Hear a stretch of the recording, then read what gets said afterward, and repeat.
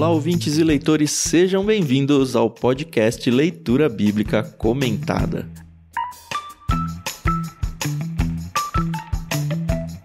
Eu sou o Thiago André Monteiro, @vulgotan, estou aqui com a Carol Simão e com o Thiago Moreira para a gente conversar sobre o capítulo 18 do livro de Lucas. Bom dia, tudo bem?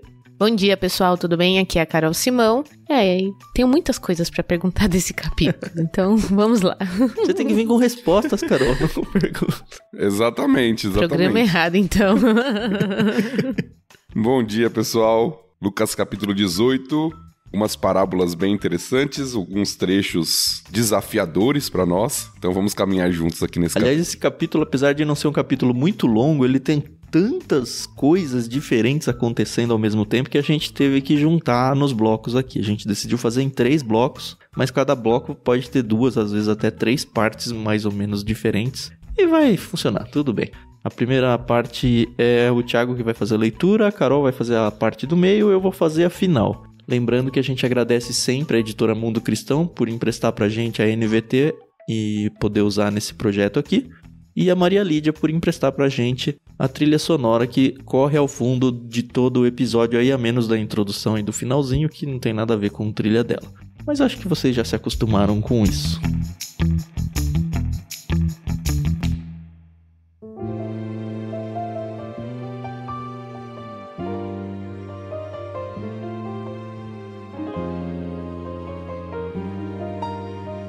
Pelo que me consta, o Sr. Thiago vai fazer a leitura do verso 1 até o verso 14. Confirma, Sr. Thiago? Confirmado, é isso aí. Vamos ler as 2 parábolas aqui iniciais do capítulo.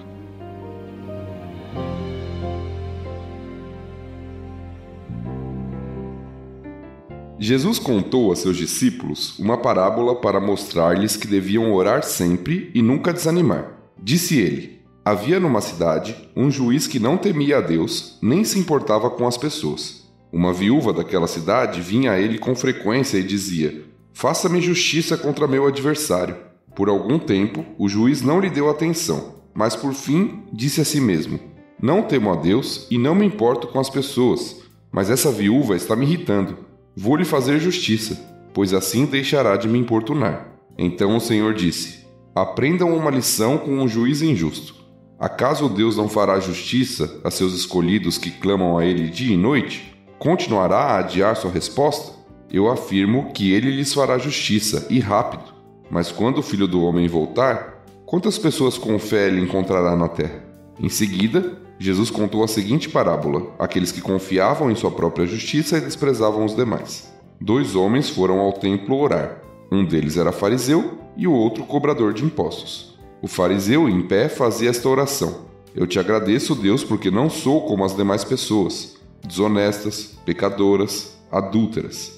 E com certeza não sou como aquele cobrador de impostos. Jejuo 2 vezes por semana e dou o dízimo de tudo o que ganho. Mas o cobrador de impostos ficou à distância e não tinha coragem nem de levantar os olhos para o céu enquanto orava. Em vez disso, batia no peito e dizia: Deus, tem misericórdia de mim, pois sou pecador. Eu lhes digo que foi o cobrador de impostos, e não o fariseu, quem voltou para casa justificado diante de Deus. Pois aqueles que se exaltam serão humilhados, e aqueles que se humilham serão exaltados.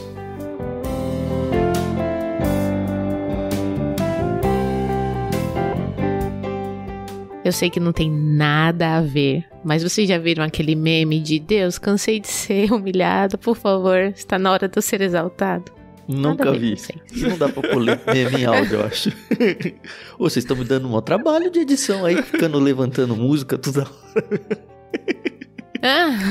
Não, mas não é um meme sonoro, é visual mesmo. É esses postzinhos de rede social. Não, eu entendi. Eu só tive o gatilho de lembrar disso. Mas é legal, abrilhanta bastante o episódio. Fiquem à vontade pra trazer toda a cultura musical que vocês têm, tá bom?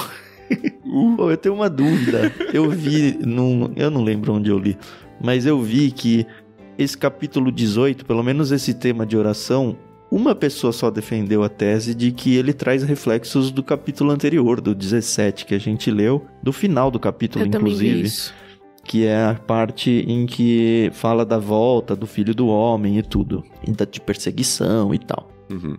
Eu não sei se o cara forçou a barra. Até porque Lucas não é tão cronológico assim pra gente cravar que foi imediatamente depois e nem abre o capítulo 18 dizendo que em seguida isso, aquilo, aquele outro. Nós temos uma aparente, pelo menos, conexão com o final da parábola da viúva, ou do juiz iníquo aí. Porque lá no final, Jesus termina com a pergunta se vai encontrar fé quando ele voltar na Terra. Ah, é verdade. Então pode haver uma conexão com o que foi relatado no capítulo anterior, que fala sobre o retorno do Filho do Homem. Então é possível, eu acho que a conexão não é tão evidente, mas também não é tão distante não, pelo menos nessa primeira parábola. E um detalhe que eu peguei pela primeira vez lendo esse texto, tá? Pra mim fez muito mais sentido. Normalmente a gente vem pra essa primeira parte que foi lida aqui da parábola da viúva, né? Como uma parábola sobre oração, de fato é. Sobre pedir coisas a Deus. E eu sempre pensei, bom, se essa parábola tá assim, ela tá me ensinando que eu posso ficar pedindo coisas a Deus que Ele vai me dar. A gente já falou um pouco sobre pedir o quê e tal, né? Só que dessa vez, pela primeira vez na minha leitura, o que me chamou a atenção é que ela não tá pedindo algo de bom pra ela, assim, uma bênção ou fazendo o transporte pra dentro de uma oração. Ela tá pedindo justiça. E aí eu fiquei pensando, poxa, será que eu sempre superinterpretei essa parábola pra tentar colocar mais do que de fato ela tá querendo dizer? Porque uma coisa é eu pedir pra Deus, Deus, eu tô sendo perseguido, eu tô sendo injustiçado, olha por mim. Coisa que na verdade acontece no final do capítulo 7, né, as pessoas sendo perseguidas e tal. A outra é, será que isso aqui me dá legitimidade pra dizer, Deus, eu tô querendo, sei lá, me casar, eu tô querendo fazer uma viagem com a minha família, ou coisas que não tem nada a ver com justiça, entendeu? Entendi, eu acho que vai bem nessa linha mesmo, porque a gente pode cair num erro, e aqui não é uma palavra contra você ser perseverante na oração. Você pode orar, né? Você tem um desejo que não é pecaminoso, você pode orar a Deus. Agora, isso não significa que Deus vai atender positivamente esse seu pedido, por você orar muito e ficar insistindo, como às vezes as pessoas pensam que é a interpretação dessa parábola. Então se eu quero algo, e se eu pedir muito, então Deus vai me dar. Não é exatamente isso que essa parábola está ensinando. Tem muito esse contexto que o Tan acabou de levantar pra gente de fazer justiça, e que a gente tem que lembrar do contexto e de quem tá fazendo o pedido, porque isso também é relevante. Sim. Nós temos uma viúva, e a viúva, junto com o órfão, junto com o estrangeiro, eram as pessoas que eram totalmente dependentes na sociedade antiga de Israel. Não tinham como sobreviver por conta própria. Então eram o retrato daqueles que Deus fala que o povo de Israel tinha que cuidar. E não tava cuidando, né? O que tá acontecendo aqui não é que não tá cuidando, tá acontecendo exatamente o contrário. Ela tem direitos, ela tá sendo explorada por não ter, inclusive, quem a defenda, e o juiz que não teme a Deus e não se importa com as pessoas, não está fazendo justiça. Não é nem uma questão aqui de caridade, é uma questão de justiça. Fazer o que deveria ter sido feito já, né? Exato. Essa mulher está sendo injustiçada, e ela deveria ser cuidada, mas na verdade ela está sendo injustiçada, porque o juiz não considera, não se importa, não ama a Deus nem o próximo, né? Os dois grandes mandamentos ali, que é a postura do juiz que é apresentada aqui. E essa mulher, ela é insistente na busca daquilo que é justo, que é correto, de acordo com a parábola. Tanto que no verso 7 diz, acaso Deus não fará justiça a seus escolhidos que clamam a Ele dia e noite? No sentido de não, vai abençoar com tudo o que você for pedir. Vai te dar o que é justo, é o que deveria ser. E aí, outra coisa importante também, que a gente lembrar, apesar de que é muito óbvio, né? Mas enfim, não deixa de ser importante. Aqui existe um certo paralelo entre o juiz e Deus, mas é um paralelo até a página 2 só, né? Porque é um paralelo de contraste, vai. É um juiz que não tá cumprindo com seu juízo, um juiz iníquo, né? Que não tem nada a ver com a parábola do juiz iníquo, mas um juiz que não teme a Deus e que não tá nem aí pra justiça. E se ele que desse jeito faz isso, imagina Deus que tá muito interessado em ser alguém que realmente zela pela justiça. Exatamente, é a comparação, que nem aquelas comparações que Jesus fez em outros momentos, né? Se vocês, que são maus, sabem dar boas dádivas a seus filhos, quanto mais o vosso Pai... Então ele pega um exemplo... torto, né? Um exemplo, se um juiz que não ama a Deus, que não considera as pessoas, fez justiça porque a mulher pediu com perseverança, quanto mais o verdadeiro juiz, o justo juiz, né, o juiz de toda a terra o fará aos seus escolhidos, na tradução aqui que foi colocada, que clamam a ele dia e noite. Então a conexão, que eu acho que é válida, como a gente começou falando, sua pergunta inicial, Tan, com relação à injustiça, ao sofrimento, que o capítulo 17 destaca a respeito da volta do Filho do Homem, que vão anteceder, né, a volta do Filho do Homem, eu acho que está presente nesse sentido. Jesus está falando de um contexto de sofrimento, de dificuldade, de servos dele que estão sendo injustiçados e que clamam a ele e que ele fará justiça. Não necessariamente numa questão escatológica apenas. Acho que a conexão não é só essa. Mas ele termina também lembrando de uma questão escatológica. Eu ia perguntar justamente isso. A primeira lida minha, esse verso 8, ele parece meio solto aqui. Não encaixa com uma parábola, não encaixa com nada. Eu afirmo que ele lhes fará justiça e rápido. Até aí, ok. Mas, quando o Filho do Homem voltar, quantas pessoas com fé ele encontrará na terra? São essas pessoas que tiveram fé perseverante para ficar falando com Deus e pedindo a justiça? Ou é um tipo de represália, as pessoas falando, olha, já nem acredito mais que Deus vai fazer justiça porque tá tão errado tudo e a gente sabe que no fim do mundo vai estar cada vez mais, né? A presença de Deus no mundo através dos cristãos vai estar, acho que cada vez mais fria. No sentido de que os cristãos vão ser menor quantidade, vão ser perseguidos, o mundo vai estar lutando contra Deus cada vez com mais forças. Quantas vão sobrar orando insistentemente para mim? Será que é meio que isso? Eu entendo assim, tá? Eu entendo que Jesus está falando, olha, é necessário que você persevere na oração. A parábola é sobre isso. Mesmo diante do sofrimento, mesmo diante das injustiças presentes, você deve perseverar na oração porque Deus fará justiça ao final. Deus vai responder. E aí ele termina com uma reflexão. Diante do sofrimento, diante da injustiça, quantos permanecerão fiéis? Quantos se manterão em fé quando o Filho do Homem voltar? Porque todos aqueles sinais que nós lemos no capítulo 17, todo aquele sofrimento, toda aquela angústia vai anteceder a vinda do Filho do Homem. Então, quantos vão permanecer firmes diante do sofrimento e da injustiça? Eu acho que a pergunta é justamente essa. A gente lembra da parábola do semeador, que um dos motivos que faz a semente, né, não frutificar como deveria são os sofrimentos e as perseguições. Será que foi por isso que em seguida ele traz a parábola do fariseu e do cobrador de impostos, exatamente explicando essa questão da fé, que é uma questão de fé mesmo, né, não de obras? Eu entendo que sim. Eu acho que sim, e eu acho que tem a conexão da oração também, com a parábola do fariseu e do publicano. Ele continua falando sobre o tópico da oração também, na parábola do fariseu e do publicano, e da humildade e da confiança, da justiça própria, vamos colocar assim, que envolve a questão da fé.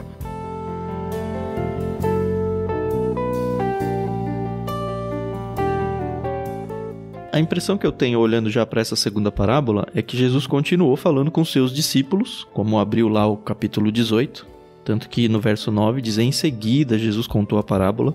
Eu acho que ela teria muito mais efeito negativo, não negativo, positivo, mas agressivo, se fosse dito a fariseus, né? Eu não sei se tinha fariseus no público aqui ouvindo isso. Eu acho que tinha. Então, mas tem indícios fortes disso?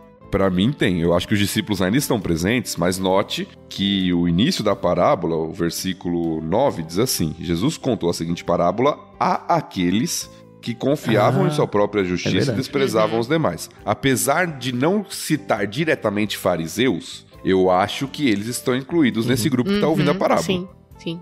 Não é só uma instrução do tipo, cuidado para não serem fariseus. Vocês já são fariseus aí, pelo menos uma parte dos meus ouvintes. Olha só o que vocês estão fazendo.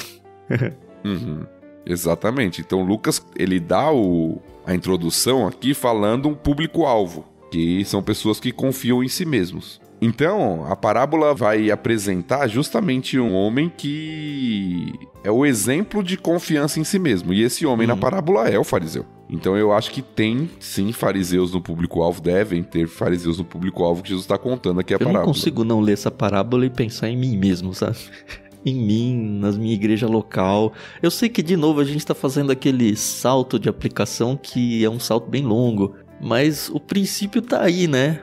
Pega quem quer, né? Como dizem. E tem muito isso. Eu cresci em igreja, né? Desde criança, meus pais levam a gente à igreja. Então, E acho que antigamente, mais do que hoje em dia, tinha até a questão de código de vestimenta, sabe? Umas coisas assim, e entrou em silêncio, respeito, que eu gosto muito disso, principalmente a parte do respeito, não pode entrar com um boné na igreja e tal.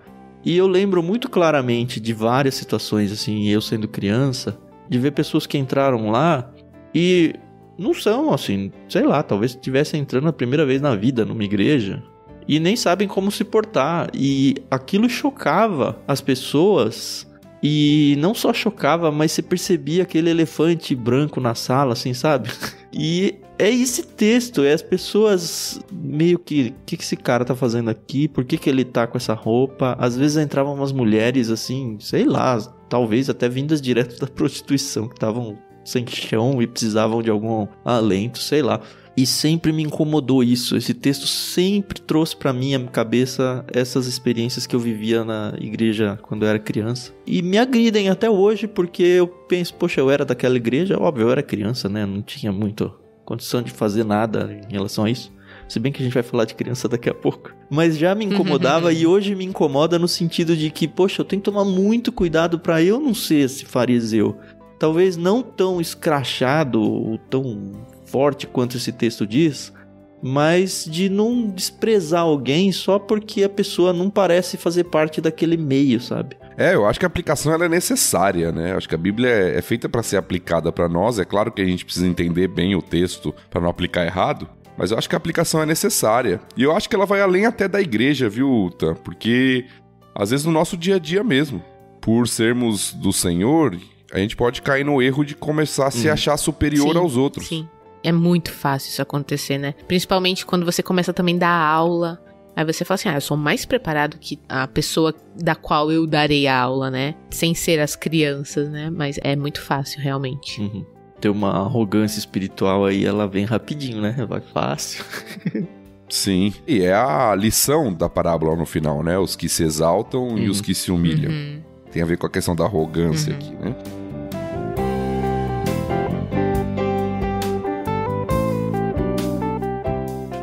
Mas é interessante que o texto, como a gente falou, ele conecta o anterior com a questão da oração. Tem 2 homens apresentados subindo ao templo para orar. O que era comum, se você não conhece, lá do contexto israelita, de ter o período de oração no templo. Então não é por acaso que eles estão subindo juntos. Tem um horário de oração. E ambos estão indo para aquele horário, para aquele momento de oração no templo. Esse é o pressuposto aqui da parábola. E eles são apresentados, né? O fariseu e o coletor de impostos, ou o publicano, como é o mais conhecido nas versões mais antigas, né? O fariseu, parábola do fariseu e do publicano. E aí nós temos a oração dos dois.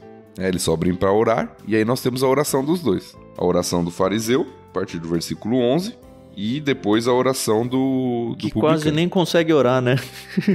Exato. Você vê o contraste muito claro nas orações, porque a oração do fariseu é quase assim: Senhor, eu te agradeço porque eu sou bom. É uma exaltação do eu impressionante, né?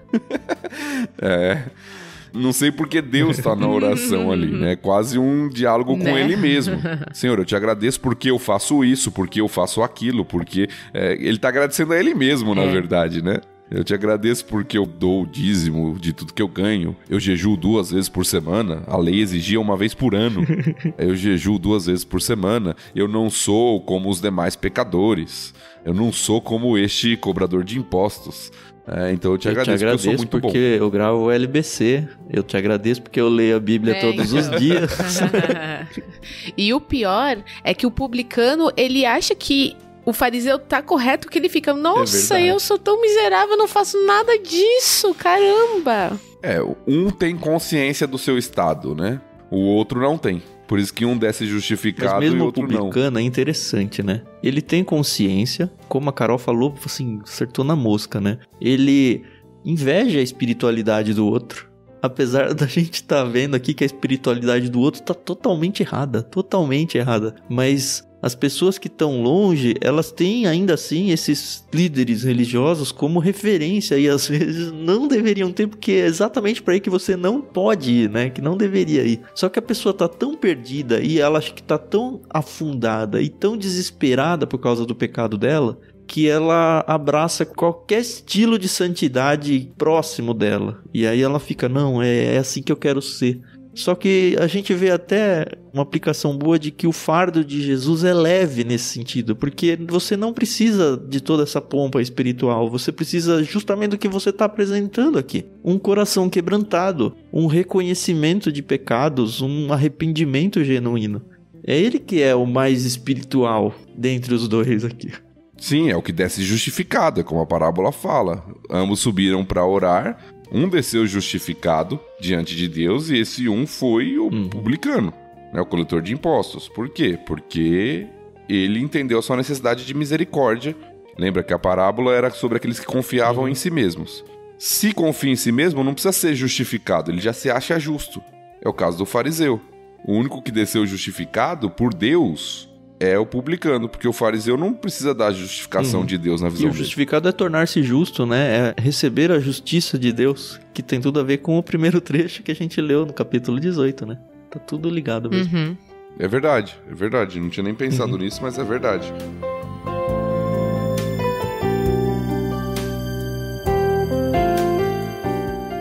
Pra gente concluir essa parábola aqui, não sei se vocês já ouviram, tem uma piada, né? A professora de escola bíblica dominical contando essa parábola, vocês já ouviram falar, não? Não. Tem uma piada que diz que uma certa professora estava ensinando essa parábola para as crianças, aí ela terminou a aula, ensinou a parábola, né? Falando sobre a misericórdia, né? Não confiar na sua própria justiça, e ela terminou com uma oração a aula, dizendo assim: Senhor, nós te agradecemos porque nós não somos como este fariseu. Exatamente a oração do fariseu. Olha, não sei, talvez isso tenha acontecido de verdade, viu?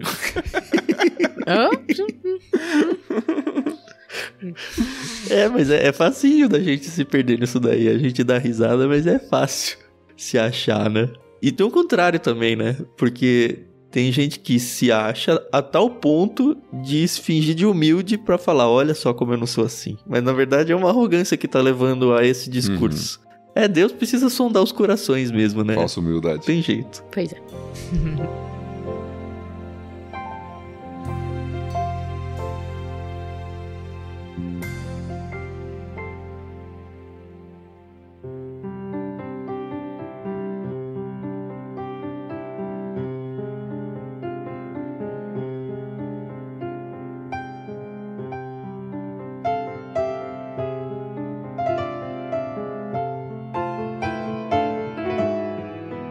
Agora eu preciso pedir uma licença para vocês aqui no episódio de Lucas 18 e trazer mais uma vez, como foi no episódio da semana passada, uma nota do editor. Mais uma vez a gente queria lembrar vocês da importância de vocês se envolverem com a gente no nosso programa de financiamento coletivo que a gente criou recentemente lá no Catarse. Nós temos lá 10 metas para fazer do Ictus uma realidade empresarial. Como a gente já explicou muito bem no último episódio, se você ainda não ouviu, eu recomendo que volte, não pela nota do editor em si, mas pelo episódio que está muito legal. Mas a gente explicou lá com detalhes o que é o nosso projeto de financiamento coletivo e principalmente a necessidade que a gente tem nele para que o projeto do Leitura Bíblica Comentada continue vivo. Entendam, realmente, ele só vai continuar se vocês participarem com a gente. Não pense que o nosso podcast é aquele podcast que bomba, como tem tantos exemplos aí no YouTube, com milhões de ouvintes, ou ao menos milhares de ouvintes. Não, nossa realidade é muito diferente disso, tá? A gente já tá no ar, como você já sabe, há pouco mais de 1 ano e meio, quase 2 anos. A gente já passou por Gênesis inteiro, a gente já tá terminando Lucas, já passamos alguns capítulos em Salmos. Mas a nossa audiência, apesar de crescente, o que deixa a gente bastante feliz, ela ainda é bastante humilde. Só para vocês terem uma ideia dos números, a gente tem mais ou menos uns 200 ouvintes fiéis, assim, que a gente consegue acompanhar pelas estatísticas que ouvem regularmente a leitura bíblica comentada. Ou seja, se você pensa, puxa, tem tanta gente ouvindo aí, essas outras pessoas vão ajudar e vão apoiar, não é a nossa realidade, tá? A gente realmente precisa que cada ouvinte fiel nosso entenda que vocês fazem parte desse projeto. Não só como ouvintes, mas como realmente mantenedores, tanto em orações quanto financeiramente falando. A gente lançou o financiamento coletivo e atualmente a gente atingiu 18% da nossa primeira meta. Essa primeira meta é de R$ 3.500 por mês. a gente atingiu, como eu falei, 18% com apenas 15 apoiadores. Então entenda, você precisa fazer parte para que o LBC continue vivo e abençoando vidas de pessoas ao longo do Brasil e até do mundo, que a gente sabe que pessoas de fora do Brasil têm ouvido o LBC e feito a diferença na vida deles. Então, mais uma vez, eu lembro vocês. Entra na descrição do programa aí, onde tem o link do nosso financiamento coletivo, ou se você quiser procurar direto, vai em catarse.me/ictus. Catarse, um S só, .me/ictus. Ictus se escreve ICHTHUS. Considera com bastante carinho assinar uma das faixas propostas lá, e se você não puder ainda contribuir com o valor de nenhuma das duas faixas propostas, a gente tem também a opção de apoio sem recompensa, onde você mesmo define o valor com que você vai nos abençoar mensalmente. Por favor, considera com carinho, pausa agora o seu programa e ajuda a gente a continuar vivo, tá bom? A gente realmente precisa que o LBC continue fazendo a diferença e levando o evangelho para pessoas que precisam ouvir a palavra de Deus. A gente tem feito a nossa parte do lado de cá, estudando, gravando e produzindo com a melhor qualidade possível, mas a gente precisa que vocês aí se sintam responsáveis junto com a gente para levar esse projeto adiante. Obrigado pelos ouvidos e continua aí com o nosso episódio em Lucas 18.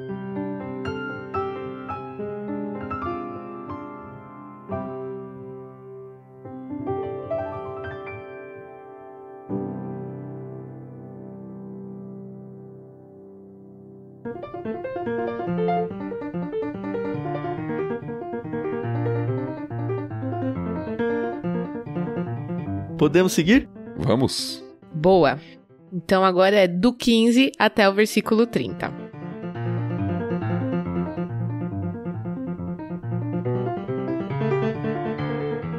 Certo dia, trouxeram crianças para que Jesus pusesse as mãos sobre elas. Ao ver isso, os discípulos repreenderam aqueles que as traziam.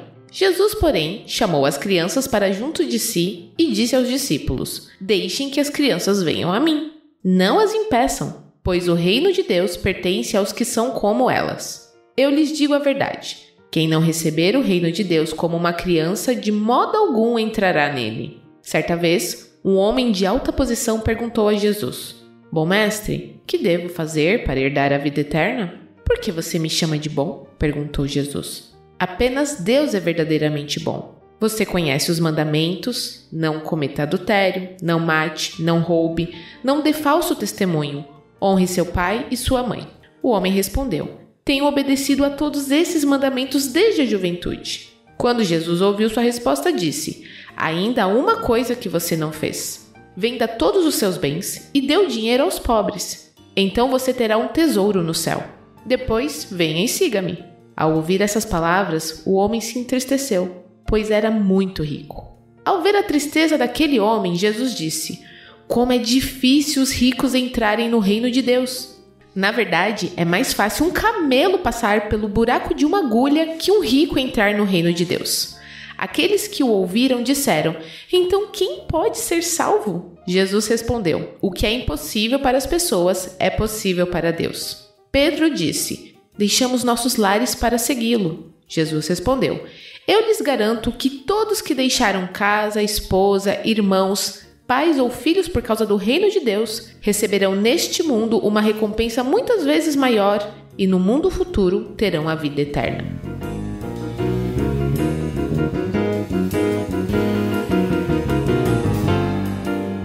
Primeiro que eu gosto muito do texto das criancinhas. Algumas igrejas, elas têm o princípio de terem culto separado para as crianças, né? Chamam de cultinho, culto infantil, enfim. A minha igreja é uma dessas igrejas. A gente tem um momento em que todos ficam juntos no templo e depois a gente separa as crianças dos adultos. Muito disso porque as crianças, elas acabam fazendo barulho, atrapalhando, às vezes tira a atenção. E eu lembro que quando eu era pequena, a gente teve uma época que não teve culto infantil na nossa igreja e a gente tinha que assistir o culto. E, gente, quando eu era criança, eu achava muito chato, entendeu? Nossa, como eu achava chato assistir o culto. A meditação, no caso, né? E, assim, eu sempre tive essa dicotomia dentro de mim, porque hoje eu amo. Às vezes eu fujo da escala do culto infantil pra poder ficar assistindo a meditação. Mas não quero aqui julgar, nem chegar a nenhuma conclusão, porque eu acho que cada igreja tem a sua liturgia, né? Mas eu queria um pouco ouvir de vocês o que vocês acham. Eu concordo que tenha, tá bom? E também concordo que quem não faz, tá tudo bem, tá bom? Eu fico bem em cima do muro. A minha igreja, ela tem o cultinho infantil. Eu tenho hoje o Daniel de 5 para 6 anos, o Lucas com 12. Semana passada a gente tava indo à igreja. O Daniel odeia acordar cedo. Ai, eu não quero ir pra igreja, é muito chato. E eu entendo ele, porque como a Carol foi criança, eu também fui. E pra criança é muito chato ficar na sala de culto mesmo, com o pastor falando, mesmo falando aviso e tudo. Óbvio, ele gosta da parte de música, acho que toda criança acaba gostando. E aí vai pra classinha. E aí, como tava em período de férias, em julho, não tinha classinha, a gente levava um livrinho de atividades bíblicas e ele ficava lá fazendo pra, enfim, ele de alguma forma interagir com o conteúdo cristão e também ficar mais de boa, porque ele fica muito irritado até. Dito isso, se eu fosse o pastor de uma igreja ou tivesse a responsabilidade de organizar uma igreja, eu acho que eu não faria uma classe infantil, mesmo com todo esse perfil familiar que eu tenho. Por quê? Essa é uma conclusão recente minha, tá? Lendo alguns livros, eu nem lembro mais o que foi que eu li, mas eu gostei muito de uma reflexão que dizia que, olha, é sim chato para criança a linguagem. Acho que tendo crianças como plateia, o próprio pastor teria que ter alguns cuidados na própria linguagem que ele vai falar. Mas a igreja ser um ambiente familiar tem um poder de união até da família, dos irmãos, que é uma judiação tirar as crianças desse contexto. É claro que as crianças vão chorar, é claro que as crianças vão fazer bagunça, é claro que você vai ficar no meio de todo o sermão, um monte de pai, fica quieto e tal, aquela coisa. Mas isso é família, isso faz parte. E até para a instrução da criança, para que ela aprenda, olha, tem um momento de silêncio, tem um momento de disciplina, tem um momento de devoção, e ela já vá se acostumando com aquela situação, mesmo sendo algo um pouco mais chato para ela. E eu gostei muito dessa reflexão que eu ouvi. Nunca fiz parte de uma igreja que não tivesse isso, a ponto de ver se a prática realmente funciona como a teoria parece funcionar. Mas hoje me agrada muito essa ideia. Bom, vamos lá. Eu acho que alguns princípios são importantes. E eu respeito as duas posições também, como a Carol falou. Na minha igreja tem culto infantil, mas um princípio muito importante, eu sei que a Carol falou, e muita gente até pensa isso e pratica isso, na verdade, é que o culto infantil precisa ser um culto infantil. Ele não pode ser simplesmente um local para tirar as crianças do culto porque elas estão atrapalhando. Exatamente. Se nós vamos fazer algo específico para as crianças, precisa ser, de fato, um culto na linguagem que eles vão entender. Então isso é algo que a gente tem trabalhado muito lá na igreja. Eu acho que tem muita igreja que não se preocupa com isso, né, Thiago? Eu acho que tem. É só isso de tira as crianças daqui porque agora os adultos vão ficar. E aí é uma briga forte com o texto que a gente leu, né? Exato. Então as crianças, qual é a vantagem do culto infantil? A vantagem é que a criança vai ouvir a lição, a história, a meditação, a pregação numa linguagem mais fácil dela entender. Eu acho que essa é a grande vantagem. Mas tem que ser um culto. Se for só um momento de recreação, aí eu acho que perde o sentido. Eu acho que tem que ter um momento em comunidade, como igreja, para eles aprenderem. Então, por exemplo, a gente tem algumas práticas lá na igreja. As crianças não descem imediatamente. Elas têm um momento de louvor, de adoração, de leitura bíblica, de oração. Até dos avisos, elas estão lá no culto. E elas participam do momento também da ceia. Não... Sim, usufruindo da ceia, mas vendo aquele momento, observando aquele momento. A gente acha que isso é importante para as crianças, esse momento de observação do que é o culto. Elas são separadas no momento da palavra, que a gente acha que não é tão... Elas não absorvem tanto uma linguagem de adulto e elas vão ter a palavra na linguagem delas.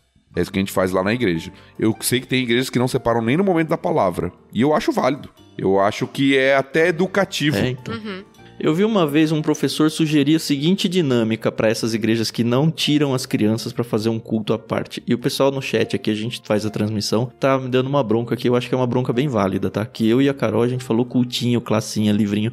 Isso não quer dizer de forma nenhuma que é um culto menor no sentido de importância, tá? Aliás, se fosse pra comparar, talvez o infantil fosse um culto mais culto, no sentido do que o texto tá dizendo pra gente. Olha, as crianças entendem Deus muito melhor do que os adultos na maioria das vezes. Mas voltando à ideia que esse professor me deu uma vez, eu também gostaria de ver isso na prática. Talvez valha o exercício na sua igreja um dia pra você contar pra gente, Thiago, talvez em épocas de férias. O pregador, ele prepara uma mensagem pra igreja como um todo. Só que ele sabendo que vai ter crianças, pré-adolescentes e adolescentes ali, prepara-se um material à parte ligado com a mensagem. Então, sei lá, as crianças pequenas vai ter um desenho sobre o tema. Os maiores que já escrevem vai ter, sei lá, um questionáriozinho ou algum tipo de interação onde é distribuído para as crianças antes do culto, antes da mensagem, né? E aí meio que força, de uma maneira muito lúdica, a criança a prestar atenção, ou pelo menos tentar prestar atenção, seja para preencher uma cruzadinha com palavras-chave, seja para conseguir entender melhor o desenho que ela vai ter que pintar ou fazer alguma atividade relacionada àquilo. Então é um jeito de já treinar as pessoas, treinar o próprio pastor ou quem estiver fazendo a pregação a ministrar com palavras que todo mundo vai entender. Eu gostei muito disso. Eu queria ver isso na prática algum dia. Acho que tudo é muita dedicação, você ter uma equipe na sua igreja disposta. Eu realmente, assim, eu invejo no bom sentido igrejas que conseguem ter uma equipe disposta a estudar, a preparar, porque eu sou professora de escola bíblica dominical e, gente, a semana que eu não consigo me preparar direitinho, bonitinho, estudando, a aula, ela não rende. Então eu acredito que o ministério infantil é a mesma coisa. É dedicação, é um ministério, né? Como o pastor falou, não é recreação. Nem tomador de conta, né? Não é babá, né? Exato. E às vezes, eu não quero aqui generalizar, os pais, eles querem que os filhos vão pro culto infantil, né? Vão pro berçário, pro maternal, porque estão cansados de... mas é verdade, eu falo isso por experiência própria, porque eu sempre mandei o Benjamin, por exemplo, pra sala de escola bíblica dominical sozinho, desde que ele tinha dias. Até pra ele se acostumar com a rotina e tal. Mas assim, eram 45 minutos que eu era adulta, entendeu? E conseguia ter conversas com adultos, sem me preocupar com o bebê, porque eu sabia que ele tava na sala com a professora e tal. Mas tem que ter esse equilíbrio, eu sei, tem que ter.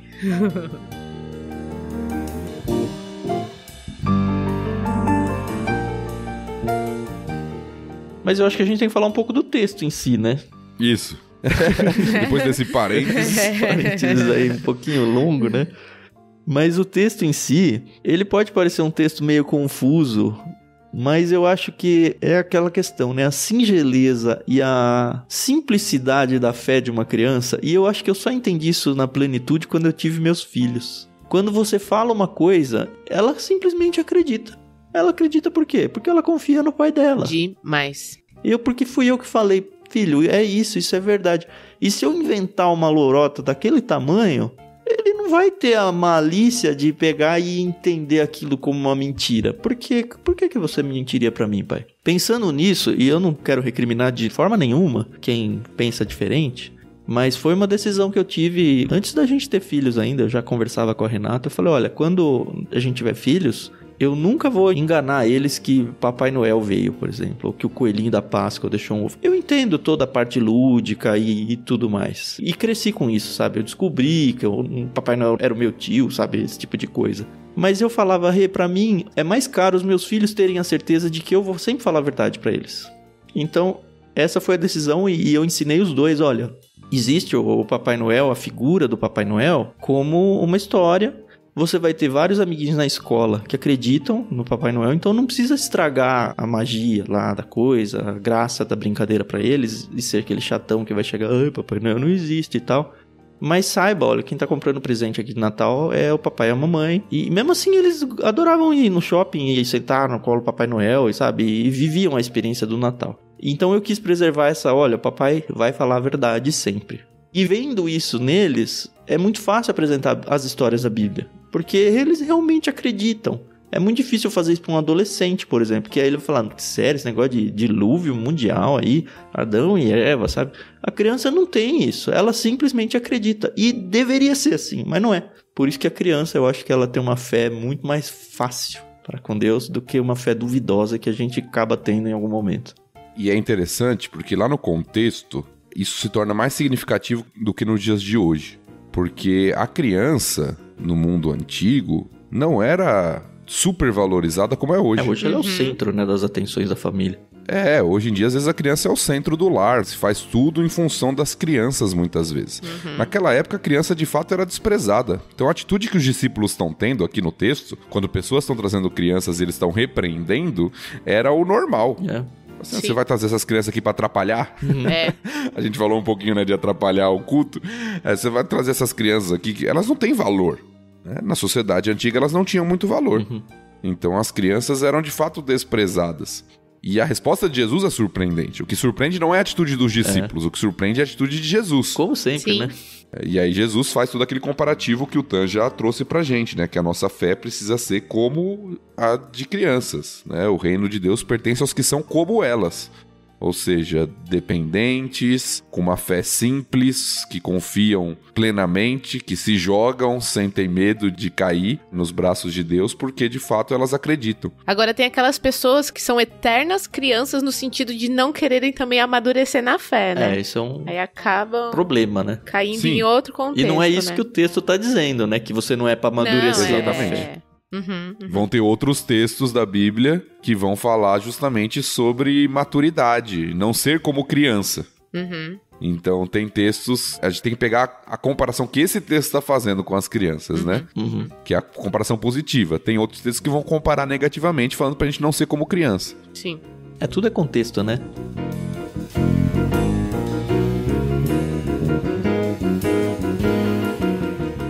Bom, a sequência do texto parece ser um contraste, né? Um contraste entre essas crianças que recebem e aqueles que recebem o reino de Deus como crianças, e um homem que é apresentado como alguém que, diferente da criança, era totalmente respeitado. A criança era desprezada, mas que não entra no reino. Pois é. Então a gente tem um contraste entre as crianças que entram e um homem rico, de alta posição, que conhecia os mandamentos e que parecia ser alguém justo, que não entra. E eu acho muito legal essa comparação que Cristo faz, que é mais fácil um camelo entrar pelo buraco da agulha do que um rico entrar nos céus. E eu sempre achei que esse camelo era um camelo mesmo, de animal. Mas é um camelo, Carol. Então, mais uma vez, numa meditação, um pastor, ele trouxe um exemplo que é uma corda de navio, que chamam de camelo, entendeu? O que faz até mais sentido. Eu já ouvi isso também. Eu já ouvi isso, da corda. Eu já ouvi também de que o buraco na agulha, na verdade, era um buraco na muralha, onde o camelo tinha que se esforçar para passar por baixo. Ah, isso eu nunca tinha ouvido. Mas eu acho que é mais simples do que a gente... Fica supondo. Sejamos crianças aqui, né? Eu acho que é camelo mesmo o animal, e eu acho que é agulha mesmo. Eu acho que a ilustração de Jesus é justamente a questão do impossível, que ele vai falar depois. O que é impossível para os homens é possível para Deus. De fato, um camelo passar pelo fundo da agulha é impossível. Eu acho que é uma hipérbole mesmo. A gente já viu que Jesus usa muitas hipérboles. E eu gostei muito, mas muito mesmo, do comentário sobre esse texto da Bíblia de Estudo NVT, que não está no comentário de Lucas. Ele remete e fala pra gente ver o texto paralelo em Marcos. Eu queria ler aqui com vocês, porque eu acho que matou a pau, olha só. Jesus alertou enfaticamente que as riquezas são um obstáculo para entrar no reino de Deus. O camelo era o maior animal que havia na Palestina. O buraco de uma agulha, a menor cavidade. Isso pra mim resolveu, assim. É a maior referência contra a menor referência. É o mote da hipérbole, sabe? Aí ele segue. Alguns ricos conseguem superar o problema e seguir Jesus, mas a maioria dos seguidores do Senhor é de origem humilde. Explicações que mencionam um portão nos muros de Jerusalém chamado Buraco da Agulha não tem nenhum fundamento. Nunca existiu tal portão. E esse tipo de interpretação não leva em conta o uso frequente de hipérboles no ensino de Jesus. Eu falei, beleza, é isso aí. É um camelo mesmo e é uma agulha mesmo. Ainda mais pelo fato de ser o maior animal contra o menor buraco. Eu acho que cabe demais na hipérbole. Agora, antes de chegar a isso, a gente tem todo um diálogo, né? O diálogo do homem rico com Jesus, ou homem de alta posição, como está na nossa versão aqui, que pergunta sobre herdar a vida eterna. É uma pergunta comum. Nós já vimos outros textos que trazem essa pergunta, como lá na parábola do bom samaritano, né? Mas é uma pergunta comum. E Jesus já começa, antes de responder a pergunta daquele homem, chamando a atenção dele sobre o adjetivo que ele usa, né? Por que você me chama bom? Sim, é verdade. Só tem um que é bom, que é Deus. Jesus já dá no meio da pergunta, né? E parece que no decorrer da conversa o homem não entendeu isso, porque ele ainda se acha bom. Porque ele se coloca como alguém que guarda os mandamentos. É interessante, não sei se vocês notaram isso. Quais são os mandamentos citados aqui no texto? Vocês perceberam isso? São os mandamentos each other, aí pra usar o inglês, né? Uns aos outros. Não tem os primeiros, que é o mandamento do ser humano em relação a Deus. São os mandamentos que se refletem no resumo, né, de Jesus, no amar o próximo como a ti mesmo. Só que tá faltando um. Não sei se você pegou isso. Ah, não. Isso eu não peguei. O que nós temos? Os 4 primeiros mandamentos são relacionados a Deus. Isso, né? Não ter outros deuses, não fazer imagem de escultura, não tomar o nome do Senhor teu Deus em vão e guardar o sábado. Isso. Esses não são falados. São falados 5 dos 6 mandamentos que falam sobre o próximo, que é não cometer adultério, não matar, não roubar, não dar falso testemunho e honrar pai e mãe. Qual mandamento tá faltando, você lembra? Não lembro, mas também não tinha pegado essa, não. Não cobiçarás a casa do teu próximo, a mulher do teu próximo, aquilo que é do teu próximo. Que legal. Qual é o problema do homem? O homem é um cara apegado à riqueza. É alguém relacionado à cobiça. Olha. Então os 5 mandamentos são falados, mas falta um, que é o da cobiça. Eu acho que é proposital. Ah, Jesus já sabia, né? Tanto é que o homem fala, olha, esses mandamentos eu tenho cumprido desde a infância. Aí Jesus fala, falta uma coisa pra você. Vende o que você tem, dá o seu dinheiro aos pobres, você vai ter um tesouro no céu, depois vem e siga-me. E é importante a gente falar aqui novamente, apesar da gente já ter destacado isso, Jesus não tá falando de salvação por obras, não tá falando que se você doar seu dinheiro pros pobres, você vai ser salvo por causa disso. Jesus tá atacando um problema do coração do homem, que era um coração cobiçoso. E nem que é pecado ser rico também, né? Também não tá dizendo isso. Exato. Mas o homem, aparentemente, tinha um coração cheio de cobiça, cheio de ganância, que valorizava o seu dinheiro acima de tudo. É esse problema que Jesus está atacando. Que o Deus dele era o dinheiro. E isso. O que o leva a não considerar seu próximo é a sua ganância, seu amor ao dinheiro. A Bíblia é fantástica, né? Nossa. Que no caso aqui, eu sei que é um texto que incomoda muita gente, porque as pessoas tendem a levar isso. Não, dê o seu dinheiro pra igreja. Tem igrejas que fazem mau uso desse texto pra forçar as pessoas a dar até o que não tem, né? Que é uma lástima que infelizmente existe no Brasil. Até por isso eu acho que esse texto incomoda principalmente o pessoal que é meio reticente a esse negócio de igreja. Mas Jesus esperou pra pisar no calo desse cara. Se o calo desse cara fosse o adultério, por exemplo, eu acho que ele teria incluído a cobiça naquela primeira lista, e aí ele tinha atacado o adultério. Então não é a questão, só o desapego ao dinheiro que vai te fazer ser um seguidor de Cristo. Não, a questão é, você não cumpre os mandamentos. Ele já abriu falando isso, você não é bom. Bom é só Deus. E o Tiago falou bem, ele não entendeu isso. E eu acho que, não sei, talvez acho que tenha entendido, porque enfim, ele foi embora triste. Triste porque reconheceu que não era bom, e triste porque ele reconheceu que ele não estava disposto a abrir mão da idolatria que ele tinha em relação ao dinheiro. E aí a gente chega na parte que a Carol falou, né? A comparação que Jesus faz. Como é difícil os ricos entrarem no reino de Deus. E aí a comparação do camelo no buraco da agulha, né? E eu acho que outra coisa que indica que é de fato o camelo, o animal, e o buraco da agulha, é a reação dos que o ouviram. Porque ele fala assim, então quem pode ser salvo? É impossível. Inclusive a gente aqui não tá salvo, né? É meio que isso a preocupação deles. A gente tá fazendo tudo isso aí. Não garanti minha salvação ainda, né? Bateu aquele medo, né? Ah, é. Ah, eu também teria medo na hora, com certeza. Nossa. E aí tem a resposta de Jesus que fala sobre essa questão de que aquilo que é impossível aos nossos olhos humanos é possível para Deus. De fato, a salvação ela é impossível, humanamente falando. Ela só é possível por uma obra divina. Cara, essa frase é muito importante, Thiago. Se você tá ouvindo e não pescou, eu vou repetir a frase do Thiago. A salvação é impossível pro ser humano. Não cabe ao ser humano buscar a salvação, conseguir, conquistar. Não importa a força que você tenha, o quanto a sua espiritualidade, pensando na parte humana, seja forte. É algo que é dado por Deus e dado de graça. Não tem mérito nenhum seu nisso. Não tem conquista da salvação. A salvação ela é dada de presente, de graça, por graça. E aí a gente reage a isso, transformando a nossa vida, seguindo o nosso mestre e tudo mais. Que é, inclusive, pegando o gancho do que você falou, a reação, o que aconteceu com os discípulos, que é o que Pedro diz em seguida. Nós deixamos nossos lares para segui-lo. Aí tem o contraste do homem rico que não quis deixar suas posses para ser um seguidor de Jesus e os discípulos que deixaram tudo. Tudo, né? Deixaram o negócio deles, deixaram seus lares para seguir Jesus. E aí Jesus responde com relação a isso também. Isso. Então, como resposta da salvação, o seguir a Cristo. Sim. Como o Tan falou aqui. Uhum. E é importante que esse seguir a Cristo é um resultado, né? Não é, eu quero ser salvo, então com a minha força eu vou seguir a Cristo para ganhar a salvação. Não, você já ganhou a salvação e por causa disso você segue a Cristo. A ordem é essa. E se você mudar a ordem, você... Olha, eu acho que dá para existir pessoas que devotam suas vidas a Cristo, só que elas não têm a conversão.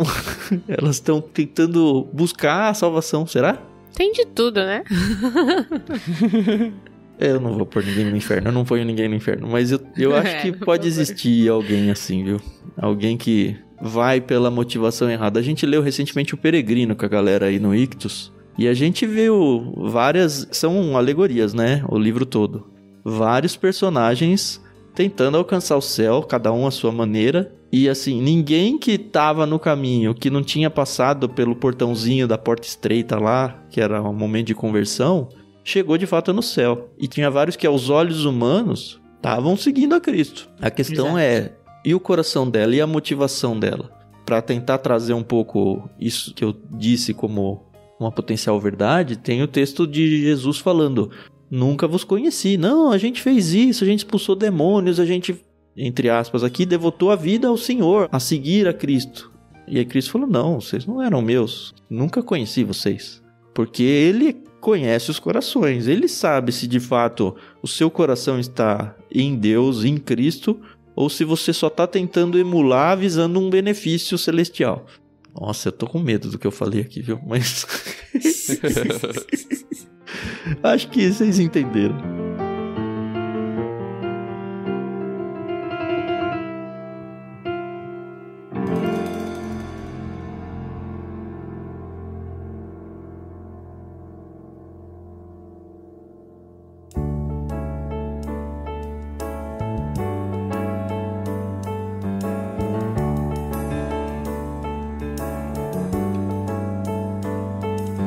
Fechamos esse segundo bloco? Opa! Sim. Então vamos à última parte, a gente vai ler do verso 31 até o final.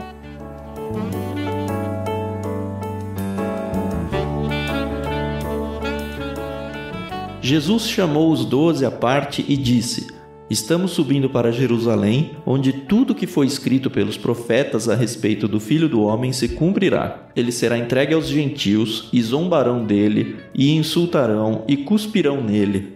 Eles o açoitarão e o matarão, mas no terceiro dia ele ressuscitará. Os discípulos, porém, não entenderam. O significado dessas palavras lhes estava oculto, e não sabiam do que ele falava. Quando Jesus se aproximava de Jericó, havia um mendigo cego sentado à beira do caminho. Ao ouvir o barulho da multidão que passava, perguntou o que estava acontecendo. Disseram-lhe que Jesus de Nazaré estava passando por ali. Então começou a gritar: Jesus, filho de Davi, tenha misericórdia de mim. Os que estavam mais à frente o repreendiam e ordenavam que se calasse. Mas ele gritava ainda mais alto: Filho de Davi, tenha misericórdia de mim. Então Jesus parou e ordenou que lhe trouxessem o homem. Quando ele se aproximou, Jesus lhe perguntou: o que você quer que eu lhe faça? Senhor, eu quero ver, respondeu o homem. E Jesus disse: receba a visão. Sua fé o curou. No mesmo instante, o homem passou a enxergar e seguia Jesus, louvando a Deus, e todos que presenciaram isso também louvaram a Deus.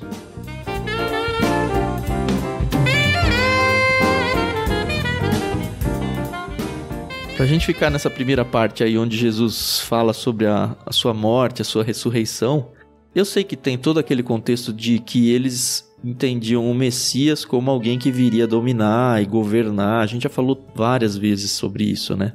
E eu acho que isso ainda estava muito enraigado na mentalidade dos próprios apóstolos aí. Interessante que não são só os discípulos aqui, né? Ele abre dizendo, chamou os 12. Então, eram aquelas pessoas que realmente estavam próximas de Jesus. E nem eles entenderam. E é interessante que o texto aqui é muito claro. É claro como eu explicando Adão e Eva pro Lucas e pro Daniel, sabe? Só que para eles que não são crianças, é tão absurda a ideia que eu acho que eles ficaram pensando... Ele deve estar falando em parábola, ele deve estar falando algum mistério, mas não a literalidade da coisa. E de fato Jesus falou o literal, e eles não entenderam o literal. É muito impressionante isso. É porque de fato é loucura, né? Não cabe na compreensão deles. Sim. Se a gente for pensar até hoje. Nossa. Você fala assim, Deus vai se tornar homem... Só aí já acabou já. Não, e vai morrer. É... Né? Você fala assim, como assim, né? A expectativa deles, já falou, era de triunfo, não de morte. É interessante notar isso, porque Jesus já falou várias vezes sobre isso. Não é a primeira vez que Jesus fala sobre o sofrimento, a morte, a ressurreição, mas os discípulos não entendem, eles só vão entender de fato quando isso acontecer. Pois é. E mesmo assim tem um que não vai entender, né? Na verdade, nem quando acontecer, só quando eles conseguirem ver o Senhor ressurreto. É. Porque quando Jesus morre, os discípulos meio que desistem do negócio. É verdade. Eles voltam pra pesca, né? Eles vão voltar. Quando Jesus aparece a eles ressurreto, aí que parece que o negócio, como os antigos diziam, né? Caiu a ficha. É. Sim. Tem um principalmente que vai ter vários ali dizendo, aconteceu. Não, eu não vi, não acredito. Por isso que tem textos como aquele, eu já acho que já falei com vocês. Porque o céu se descortinou como um pergaminho sendo enrolado, e aí viu-se as coisas por trás. As pessoas tomam isso como um texto, sei lá, poético, alguma coisa assim. Eu não tô dizendo que não é, mas eu não vou me surpreender se um dia o céu se enrolar e a gente tiver uma visão de uma quarta dimensão onde a gente vai ver fisicamente, com os nossos olhos físicos humanos, os anjos, sabe? Por que não? É, de novo, nossa, que absurdo, não tem nada a ver, a gente não tem paralelos na história do mundo pra comparar isso. Aqui eles não tinham também. Então, eu tô dando só um exemplo, né? Eu acho que tem vários textos na Bíblia onde a gente hoje interpreta eles como alegórico, pelo absurdo de ser deles, mas que não vai ser surpreendente se não for alegórico, pelo menos um ou outro por aqui, viu? É que eu acho que há uma diferença entre alegoria e, por exemplo, o tipo de literatura apocalíptico. Sim. O tipo de literatura apocalíptica, ele usa muitas imagens, muitos símbolos, mas não é alegoria. Sim. É lógico que comparar o céu com um pergaminho é uma comparação de algo que era concreto para eles, mas de fato algo vai acontecer de espetacular no céu de acordo com a comparação que está sendo feita. Então não é algo que não vai acontecer, é algo que vai acontecer e que está sendo ilustrado por uma comparação, por uma imagem. Mas o trecho das pessoas, não, se escondendo em cavernas porque eles olham para cima e enxergam Deus, sabe? Por que não? As pessoas tentando se esconder de algo que estão vendo, fisicamente vendo, sabe? Eu acho que pra mim, visão de anjos vai acontecer de forma muito clara. Nos períodos finais, na eternidade, eu acho que a gente vai ver com clareza. A gente já teve casos, né, precedentes bíblicos de personagens vendo anjos, recebendo Isaías, anjos. Né? Isso. Tendo visões, né? E até outros que não tiveram visões, que o anjo se revelou mesmo. Abraão. Eu acho que isso não é tal. nenhum problema.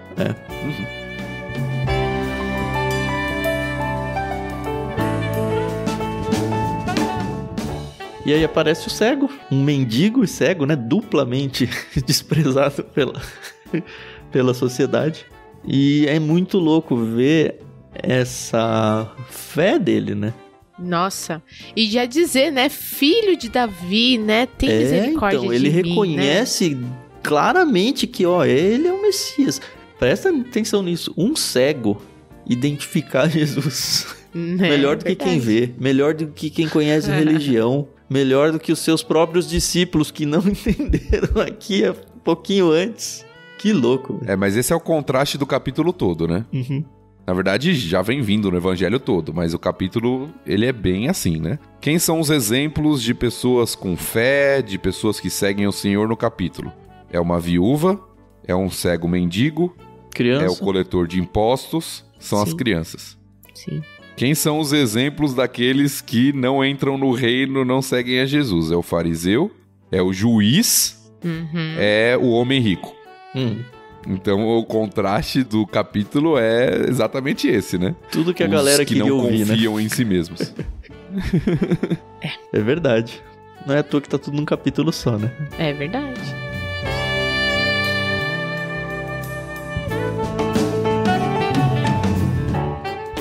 E aí é interessante porque o cego, o que ele clama, o que ele grita, mesmo com as pessoas querendo repreendê-lo ali para que ele não falasse nada, é filho de Davi, ou Jesus, filho de Davi, tem misericórdia de mim.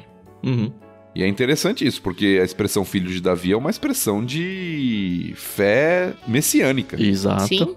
O filho de Davi é aquele que viria, é o Messias prometido. Então esse homem não crê em Jesus apenas como alguém que pode curá-lo, como um curador, né?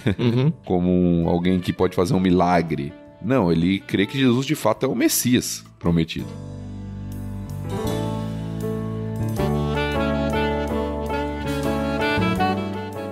Trazendo de volta essa lista que você mencionou agora, no começo do capítulo, a gente tem a viúva querendo ser calada, o fariseu, não diz a palavra calado, mas querendo calar o publicano que está lá no templo, as crianças querendo ser caladas, e aqui de novo, um homem mendigo e cego querendo ser calado, porque fica quieto aí, você tá gritando o quê?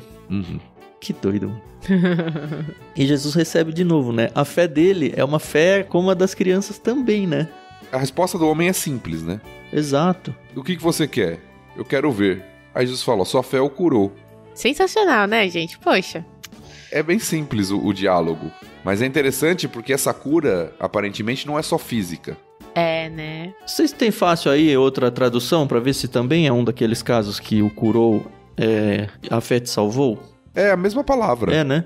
Eu não tive o detalhe de ver isso. Agora, mais do que o termo usado, a reação do ex-cego revela que ele agora é alguém transformado, não apenas porque ele enxerga. Porque diz que no mesmo instante o homem passou a enxergar e seguia Jesus, louvando a Deus. Ou seja, ele se tornou um seguidor, alguém que adora o Senhor. E esse reflexo também se dá nas pessoas, né? Todos que presenciaram isso também louvavam a Deus. E como ele não tinha muito dinheiro, era fácil abandonar tudo, né? Ele era um cego à margem da sociedade. Não, nunca é fácil abandonar tudo pra seguir a Cristo, mas é muito recompensador. É muito. A questão é que ele não tinha, talvez, uma pedra prendendo o calcanhar dele, como era o caso do rico, né? Porque era o que a riqueza acabou fazendo. Era algo puxando ele pra que não vá. Ele não tinha nenhuma amarra mais. Ele talvez tivesse até, porque agora ele tem olhos, né? Coisa que ele nunca experimentou na vida e ele poderia aproveitar a vida agora que ele enxerga. Mas ele enxergou com olhos eternos que aproveitar a vida significava seguir ao Deus, ao Cristo. Sem dúvida. É claro que o texto aqui está destacando bastante a questão da riqueza. Mas como o Tan acabou de falar, a riqueza não é a única amarra que nos impede de seguir a Cristo. Esses são os nossos desejos, nossos sonhos, nossas vontades. Mas, de fato, como ele disse, seguir a Cristo é recompensador. Não há nada melhor do que isso.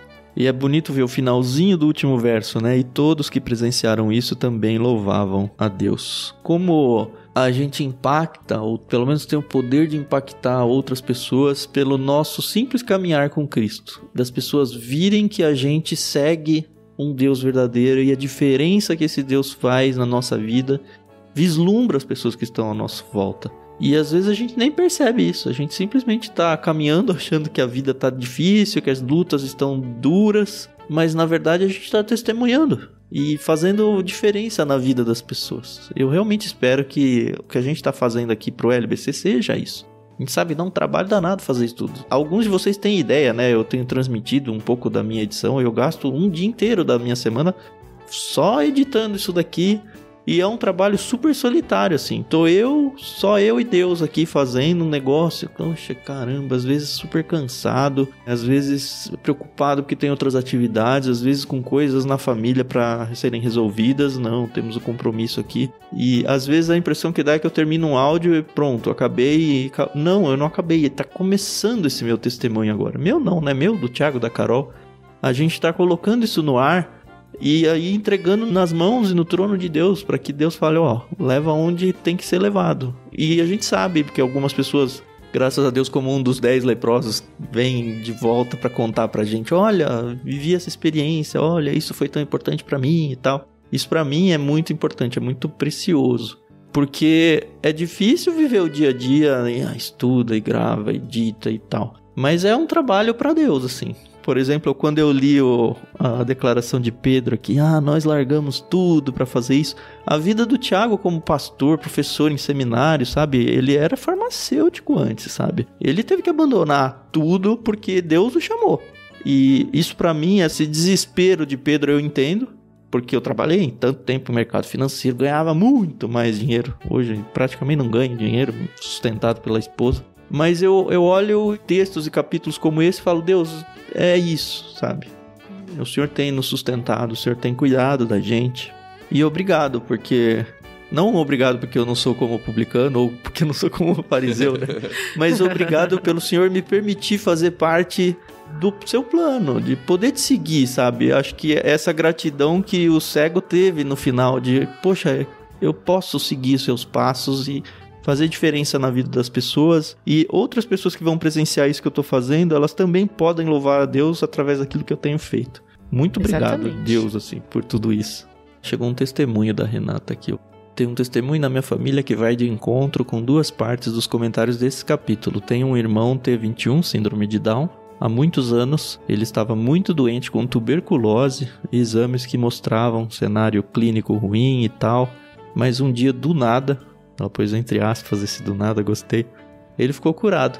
Ele nos relatou que um anjo entrou no quarto do hospital e colocou as mãos nas costas dele. De fato, ele foi curado depois desse episódio e os exames não constataram nada. Ou seja, viu anjos e Deus se revelando a crianças. Não precisa colocar no podcast não, só quis compartilhar com vocês. Vou deixar você decidir, assim. Talvez eu coloque, porque, olha, eu tô quase chorando de ler isso daqui, viu, Renata? Eu não cravo que é um anjo, mas eu não duvido nada de que fosse, sabe? Porque Deus tem planos, ainda mais pelo que eu entendi aqui. Nesse caso, nossa família foi uma criança e acho que faria todo sentido ser, sabe? Obrigado por compartilhar.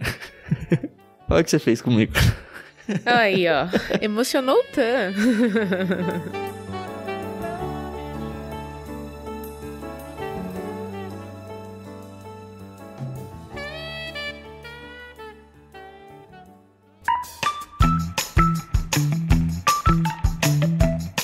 Bom, é isso. Não sei se tem mais algum comentário. Um capítulo muito bom, num momento muito especial que chegou na minha vida. Acho que brilhantou ainda mais esse restinho aí com o testemunho da Renata. E espero que a gente possa se encontrar aí semana que vem com vocês. Tem sido muito bom. Não se esqueçam, a gente tem um canal no Telegram, a gente tem o nosso canal no Discord lá. E a gente pode estreitar muito laços com vocês. Tem sido uma delícia poder fazer isso. Obrigado, Carol. Obrigado, Thiago. Semana que vem a gente volta. É isso aí, pessoal. É incrível como a Bíblia ela se renova, né, a cada dia. E mesmo tendo nascido num lar cristão, lido a Bíblia todos os dias, é muito emocionante ver como a gente aprende cada vez mais, né? Não é nem um pouquinho mais, é cada vez mais. Então, eu agradeço demais estar vivendo essa experiência. Muito obrigado a vocês que ouvem, que compartilham. E a gente pede, principalmente, que orem por nós, porque a gente leva esse ministério muito a sério. E é isso. Obrigada aí pela paciência, audiência. A gente se ouve no próximo episódio. Até mais. Até mais, pessoal. Obrigado aí por estarem junto conosco. O pessoal que tem participado também da gravação aqui ao vivo no Discord tem sido muito bom ler os comentários de vocês, a interação durante a nossa gravação. Então espero que realmente cada dia mais a gente possa continuar crescendo e aplicando a palavra de Deus às nossas vidas, como temos feito e no episódio de hoje, que foi bem especial também. Deus abençoe a todos. Até a próxima.